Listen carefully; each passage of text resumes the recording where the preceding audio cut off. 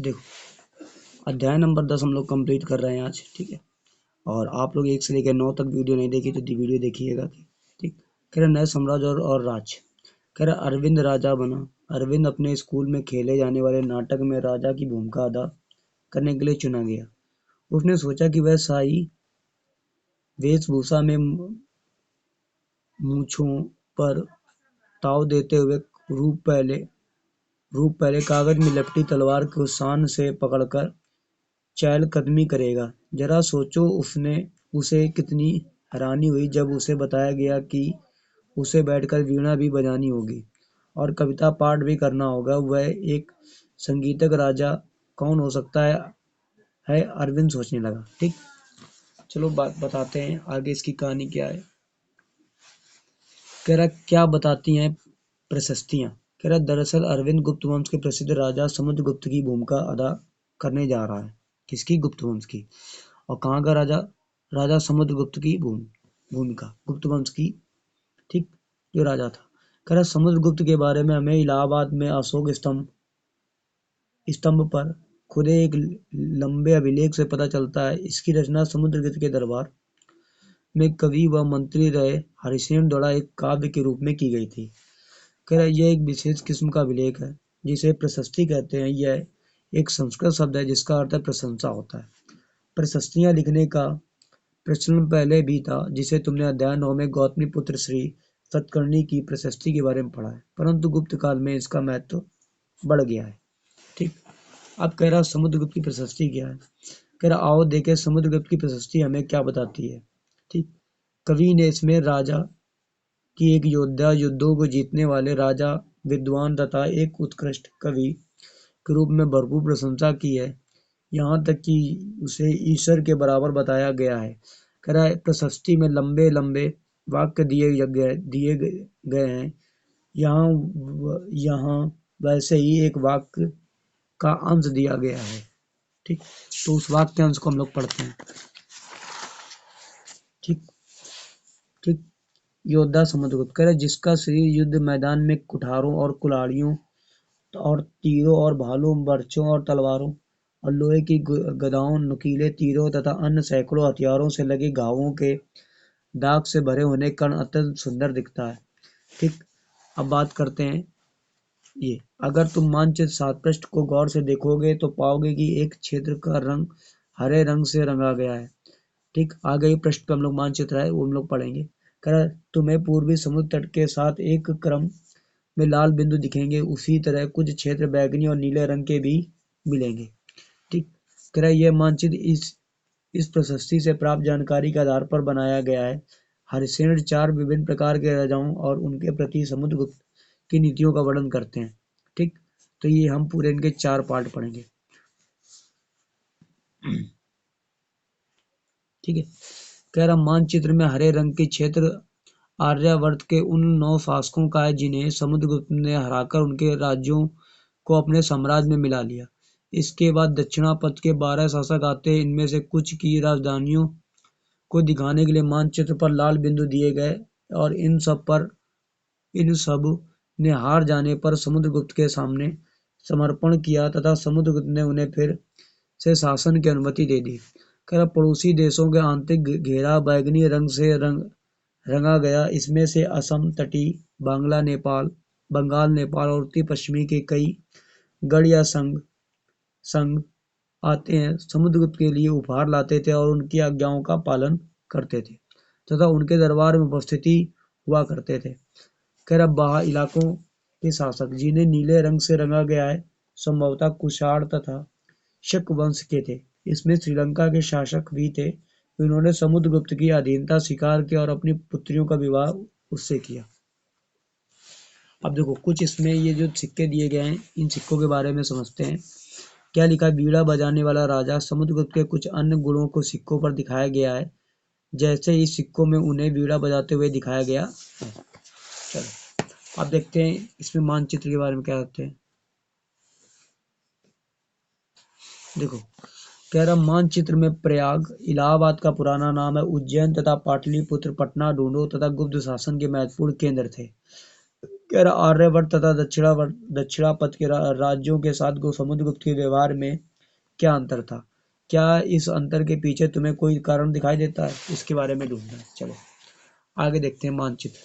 देखो थानेश्वर है, मथुरा है, कन्नौज है, प्रयाग है, उज्जैन, वल्लभी, भरूच, सातवाहन, अजंता, ऐहोल है, अरब सागर है, चालुक्य है, अमरावती, ठीक, पल्लव, चोल, मदुरई, चेर, पांड्य, महाबली, अरिकमेणु, पुआर, ठीक, ये सभी पाटलिपुत्र, नालंदा, बंगाल खाड़ी।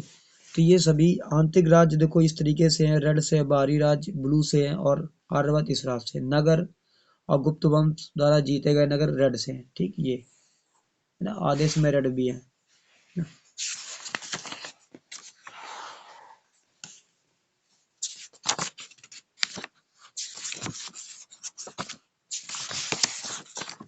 चलो देखते हैं आगे बात करते हैं, वंशावलियों की बात करते हैं, ठीक। वंशावलियां क्या होती हैं उससे पहले आपको बाद में दिखाएंगे विक्रम संवत वाला, पहले वंशावलियों की बात कर ले। कर अधिकार प्रशस्तियां शासकों के पूर्वजों के बारे में बताती हैं। यह प्रशस्ति भी समुद्रगुप्त के प्रप्रतिमा पितामह यानी कि परदादा, दादा पिता और माता के बारे में बताती है। उनकी माँ कुमार देवी लक्ष्मीगढ़ की थी और पिता चंद्रगुप्त गुप्त वंश के पहले शासक थे, ठीक, जिन्होंने माँ महाराजा धीराज जैसे बड़ी उपाधि धारण की और समुद्रगुप्त ने भी यह उपाधि धारण की। उसके दादा और परदादा का महाराजा के रूप में उल्लेख है। इससे यह आभास मिलता है कि धीरे धीरे इस वंश का महत्वपूर्ण बढ़ता गया, ठीक है ना। आगे दिया गया है, उसके बाद में इसको हम बाद में पढ़ेंगे विक्रम संवत को, पहले इसको पढ़ लेते हैं। कह रहा इन उपाधियों के महत्वपूर्ण हिसाब से सजाओ और राजा महाराज अधिराज महाराजा के बारे में। कह रहा समुद्रगुप्त के बारे में हमें अनेक उनके बाद में शासकों जैसे उनके बेटे चंद्रगुप्त द्वितीय की वंशावली और पूर्वजों की सूची से भी जानकारी मिलती है। उनके बारे में अभिलेखों और तथा सिक्कों से पता चलता है कि उन्होंने पश्चिम भारत में सैन्य अभियान में अंतिम शासक को परास्त किया और बाद में ऐसा विश्वास किया जाने लगा कि उनका दरबार विद्वानों से भरा था। इनमें से कुछ के बारे में जानकारी अध्याय 11 में मिलेगी। कह रहा हर्षवर्धन तथा हर्षचरित। कह रहा जिस तरह गुप्त वंश के शासकों के बारे में अभिलेखों तथा सिक्कों से पता चलता है, उसी तरह कुछ अन्य शासकों के बारे में ये उनकी जीवनी से पता चलता है। ऐसा है कि एक राजा हर्षवर्धन थे जिन्होंने करीब 1400 साल पहले शासन किया था। कौन? हर्षवर्धन। उनके दरबारी कवि बाणभट्ट ने संस्कृत में उनके लिए उनकी जीवनी हर्षचरित लिखी। इसमें हर्षवर्धन की वंशावली देते हुए उनके राजा बनने तक का वर्णन है। चीनी तीर्थयात्री श्वेन त्सांग, जिनके बारे में तुमने अध्याय 9 में पढ़ा, काफी समय के लिए हर्ष के दरबार में रहे।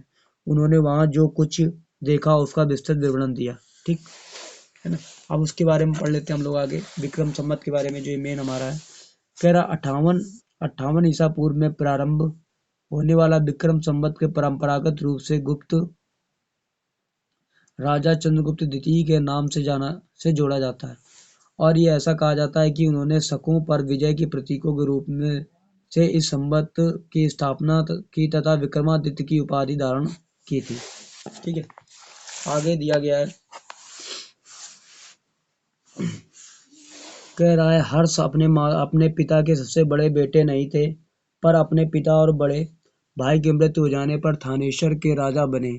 उनके बहनोई कन्नौज के शासक थे। जब बंगाल के शासक ने उन्हें मार डाला तो हर्ष ने कन्नौज को अपने अधीन कर लिया और बंगाल पर आक्रमण कर दिया, ठीक। कह रहा मगध तथा संभवत बंगाल को भी जीतकर उन्हें पूर्व में जितनी सफलता मिली थी उतनी सफलता अन्य जगहों पर नहीं मिली। जब उन्होंने नर्मदा नदी को पार कर दक्कन की ओर आगे बढ़ने की कोशिश की तब चालुक्य नरेश पुलकेशिन द्वितीय ने उन्हें रोक दिया, ठीक है। आगे बात करते हैं, भारत का राजनीतिक मानचित्र देखो और सूची बनाओ। जब हर्षवर्धन बंगाल और नर्मदा तक गए होंगे तब आज के किन किन राज्यों से गुजरे होंगे। आपको इस सूची बनानी, लेकिन हम लोग को सीटेट तैयारी कर रहे हैं तो हम लोग को सूची नहीं बनानी, हम लोग को सीधे सीटेट पर ध्यान देना, ठीक है। कह रहा पल्लव, चालुक्य और पुलकेशिन द्वितीय की प्रशस्तियां। कह रहा इस काल में पल्लव चालुक्य दक्षिण भारत के सबसे महत्वपूर्ण राजवंश थे। पल्लवों का राज उनकी राजधानी कांचीपुरम के आसपास के क्षेत्रों से लेकर कावेरी नदी के डेल्टा तक फैला था, जबकि चालुक्यों का राज्य कृष्णा और तुंगभद्रा नदियों के बीच स्थित था। कह रहा चालुक्यों की राजधानी ऐहोल थी और एक प्रमुख व्यापारिक केंद्र था। कह रहा धीरे धीरे यह धार्मिक केंद्र भी बन गए, जहाँ कई मंदिर थे। पल्लव और चालुक्य एक दूसरे की सीमाओं का अतिक्रमण करते थे। मुख्य रूप से राजधानियों का निशाना बनाया जाता था, जो समृद्ध शहर थे। कर पुलकेशिन द्वितीय सबसे प्रसिद्ध चालुक्य राजा थे, और उनके बारे में हमें उनके दरबारी कवि और रवि कीर्ति द्वारा रचित प्रशस्ति से पता चलता है कि इसमें उनके पूर्वजों और खास तौर से पिछली 4 पीढ़ियों के बारे में बताया गया है कि पुलकेशिन द्वितीय को अपना चाचा से यह राज्य मिला था। किससे मिला था? अपने चाचा से। ठीक है, आगे हम लोग बात करते हैं।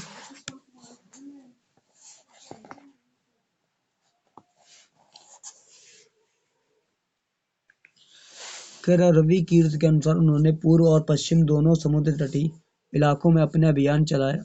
इसके अतिरिक्त उन्होंने हर्ष को भी आगे बढ़ने से रोका। हर्ष का अर्थ आनंद होता है। कवि का कहना है कि इस पराजय के बाद हर्ष अब हर्ष नहीं रहा। पुलकेशिन द्वितीय ने पल्लव राजा के ऊपर भी आक्रमण किया, जिसे कांचीपुरम की दीवार के पीछे शरण लेनी पड़ी। ठीक है, आगे देखो। कह रहा पर चालुक्यों की विजय अल्पकालीन थी। लड़ाई से दोनों वंश दुर्बल होते गए। पल्लवों और चालुक्यों को अंततः राष्ट्रकूट तथा चोल वंश ने समाप्त कर दिया। इनके बारे में तुम कक्षा 7 में पढ़ोगे। कह रहा वे कौन कौन से अन्य शासक थे जो तटों पर अपना नियंत्रण करना चाहते थे। कह रहा इन राज्यों का प्रशासन कैसे चलता था। कह रहा पहले के राजाओं की तरह इन राजाओं के लिए भी भूमि का सबसे महत्वपूर्ण बना रहा था। कह रहा प्रशासन के प्राथमिक इकाई गांव होते थे, लेकिन धीरे धीरे कई नए बदलाव आए। राजाओं ने आर्थिक, सामाजिक, राजनीतिक या सैन्य शक्ति रखने वाले लोगों को समर्थन जुटाने के लिए कई कदम उठाए। उदाहरण के तौर पर कुछ महत्वपूर्ण प्रशासकीय पद आनुवंशिक बन गए, अर्थात बेटे अपने पिता के पद पाते थे, जैसा कि कवि हरिसेन अपने माता पिता की तरह महान दंडनायक तथा अर्थात मुख्य न्याय अधिकारी थे। कभी कभी एक व्यक्ति कई पदों पर कार्य करता था, जैसे कि हरिसेन एक महान दंडनायक होने के साथ साथ कुमारमात्य अर्थात एक महत्वपूर्ण मंत्री तथा एक संधि विराग अर्थात युद्ध के सांध्य के विषयों को भी मंत्री था। कह संभवतः वहाँ के स्थानीय प्रशासन में प्रमुख व्यक्तियों में का बहुत बोलबाला था। इसमें नगर श्रेष्ठी यानी मुख्य बैंकर, शहर का व्यापारी सार्थवाह यानी व्यापारियों के काफिलों का नेता, प्रथम कुलिक अर्थात मुख्य शिल्पकार तथा कार्यस्थलों यानी लिपकों के प्रधान जैसे लोग होते थे।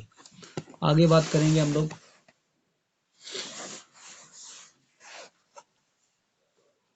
कह रहा इस तरह नीतियां कुछ हद तक प्रभावशाली होती थी, पर समय के साथ साथ इनमें से कुछ व्यक्ति इतने ही शक्तिशाली हो जाते थे कि अपना स्वतंत्र राज्य स्थापित कर लेते थे।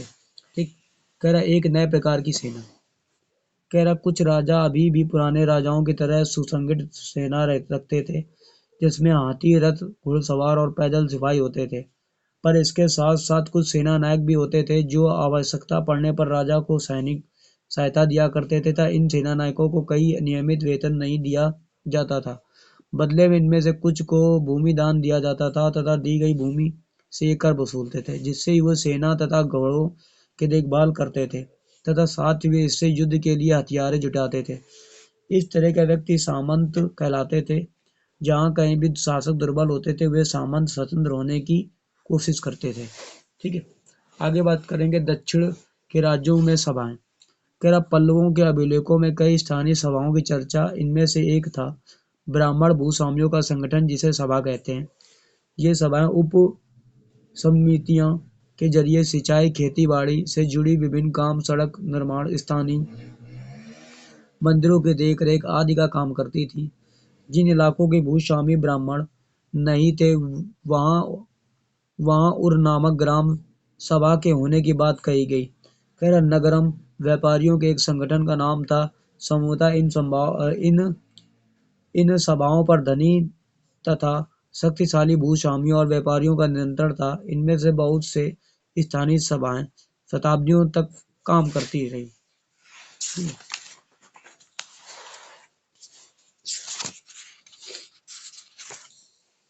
कह रहा उस जमाने में आम लोग, कह रहा जनसाधारण के जीवन की थोड़ी बहुत झलक हमें नाटकों के तथा कुछ अन्य स्रोतों से मिलती है।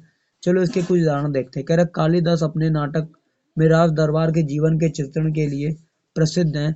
इन नाटकों में एक रोचक बात यह है कि राजा और अधिकांश ब्राह्मणों को संस्कृत बोलते हुए दिखाया गया है, जबकि अन्य लोग तथा महिलाएं प्राकृतिक बोलते हुए दिखाए गए हैं।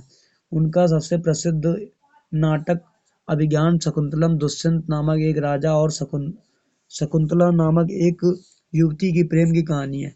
इस नाटक में एक गरीब मछुआरे के साथ राज कर्मचारियों के दुर्व्यवहार की बात की गई है। ठीक है, आगे बात करते हैं। एक मछुआरे को एक अंगूठी मिली। एक मछुआरे को एक कीमती अंगूठी मिली। यह अंगूठी राजा ने शकुंतला को भेंट की थी, पर दुर्घटनावश वह उसे एक मछली निगल गई। जब मछुआरा इस अंगूठी को देखकर राजमहल पहुंचा तो द्वारपाल ने उस पर चोरी का आरोप लगाया और मुख्य पुलिस अधिकारी भी बहुत बुरी तरह से पेश आए। पर राजा उस अंगूठी को देखकर बहुत खुश हुए और उन्होंने मछुआरों को इनाम दिया। पुलिस वाला और द्वारपाल मछुआरे से इनाम का हिस्सा हड़पने के लिए उसके साथ शराब खाने चल पड़े। ठीक, कह रहा कि यदि आज अगर किसी गरीब आदमी को कुछ मिलता है तो वह पुलिस में खबर करता है, क्या उसके साथ इसी तरह का बर्ताव किया जाएगा? कह रहा एक प्रसिद्ध व्यक्ति का नाम बताओ जिसने प्राकृतिक उपदेश दिए, और एक राजा का नाम बताओ जिसने प्राकृतिक अभिलेख का लिखवाए होंगे। अध्याय 6 और 7 देखो, आपको मिल जाएगा इसमें, है ना। ठीक है, आगे देखो। कह रहा है चीनी या तीर्थयात्री फाशियान का ध्यान उन लोगों को दुर्गति पर भी गया जिन्हें ऊंचे और शक्तिशाली लोग अछूत मानते थे। इन्हें शहरों के बाहर रहना पड़ता था। वे लिखते, और अगर उन्हें लोगों को शहर या बाजार के भीतर आना होता था तो तभी यह आगाह करने के लिए लकड़ी के एक टुकड़े पर चोट करते रहते थे। यह आवाज सुनकर लोग सतर्क होकर अपने को छू जाने से या किसी भी प्रकार के संपर्क से बचाते थे। एक जगह बाढ़ बटवारा अभियान पर निकली राजा की सेना का बड़ा सजीव चित्रण किया गया है। कह रहा राजा की सेना, बात करते राजा की सेना। कह रहा राजा की सेना, राजा बड़ी यात्रा में साजो सामान लेकर यात्रा करते थे। इनमें हथियारों के अतिरिक्त रोजमर्रा के उपयोग में आने वाली चीजें जैसे बर्तन, असबाब, जिसमें सोने के पायदान भी शामिल थे, खाने पीने के सामान, बकरी, हिरण, खरगोश, सब्जियां, मसाले आदि विभिन्न प्रकार की चीजें शामिल होती थीं। ये सारी चीजें ठेले गाड़ियों पर ऊंटों तथा हाथियों जैसे सामान ढोने वाले जानवरों को पीठ पर लाद कर ले जाया जाता था। इस विशाल सेना के साथ संगीतकार नगाड़े, बिगुल और तुरई बजाते चलते रहते थे। रास्ते में पड़ने वाले गांव वालों को उनका सत्कार करना पड़ता था। वे दही, गुड़, फलों और उपहार लाते थे तथा जानवरों को चारा भी देते थे। वे राजा से मिलना चाहते थे ताकि वो अपनी शिकायत कई अनुरोध को उनके सामने रखें, है ना। लेकिन आगे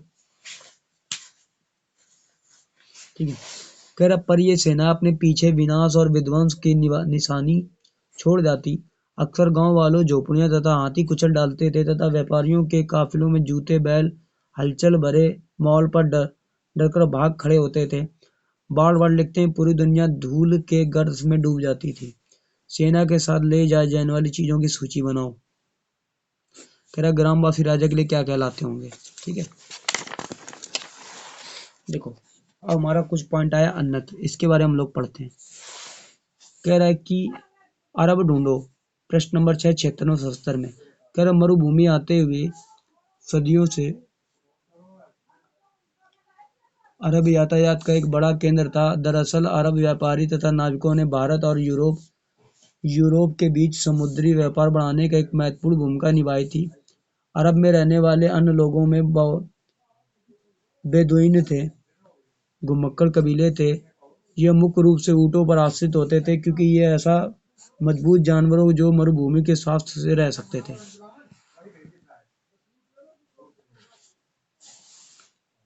लगभग 1400 साल पहले पैगंबर मोहम्मद ने अरब में इस्लाम नामक एक नए धर्म की शुरुआत की। इस ईसाई धर्म की तरह इस्लाम ने भी अल्लाह और सर्वोपरि माना। इनके बाद सभी को समान माना गया। यहाँ इस्लाम धर्म के पवित्र ग्रंथ कुरान का एक अंश दिया गया है। कह मुसलमान और स्त्रियों और पुरुषों के लिए विशाल रखने वाले, स्त्रियों और पुरुषों के लिए भक्त स्त्रियां, पुरुषों के लिए सच्चे, स्त्रियों को पुरुषों के लिए धैर्यवान, स्तरमन स्त्रियों और पुरुषों के लिए दान देने वाले, स्त्रियों और पुरुषों के लिए उपवास रखने वाले, स्त्रियों और पुरुषों के लिए तथा अपनी पवित्रता बनाए रखने स्त्रियों पुरुषों के लिए, अल्लाह को हमेशा याद रखने वाले स्त्रियों और पुरुषों के लिए। अल्लाह ने इन सबों के लिए क्षमा और पुरस्कार रखा। अगले 100 सालों के दौरान इस्लाम उत्तरी अमेरिका, ईरान, भारत में फैल गया। अब नाविक जो उपमहाद्वीप तटीय बस्तियों से पहले से परिचित थे, अब अपने साथ नए धर्म को भी ले आए और अरब के सिपाहियों ने करीब 1300 साल पहले सिंध, आज के पाकिस्तान, को भी जीत लिया। कह रहा उपयोगी शब्द, कह रहा प्रशस्ति, आर्यवर्ता, दक्षिणापथ, वंशावली, अनुवांशिक पदाधिकारी, सामंत, सभा और नरगम, ठीक, नगरम। तो ये सब आपको देख लेने हैं क्वेश्चन वगैरह, ठीक है ना, ठीक है। अब देखो, कह रहा कुछ महत्वपूर्ण तिथियां, कह रहा गुप्त वंश की शुरुआत 1700 साल पहले हुई। हर्षवर्धन का शासन 100 साल पहले स्टार्ट हुआ, है ना। तो इस तरीके से अब देखो हमारा चैप्टर है 11, ठीक। 11 चैप्टर की शुरुआत करने से पहले हम लोग को क्या करना है, 1 से लेकर 10 तक चैप्टर आपको कंप्लीट करना है, तब आपको 11 चैप्टर समझ में आएगा। उसके लिए आपको नेक्स्ट वीडियो देखनी होगी।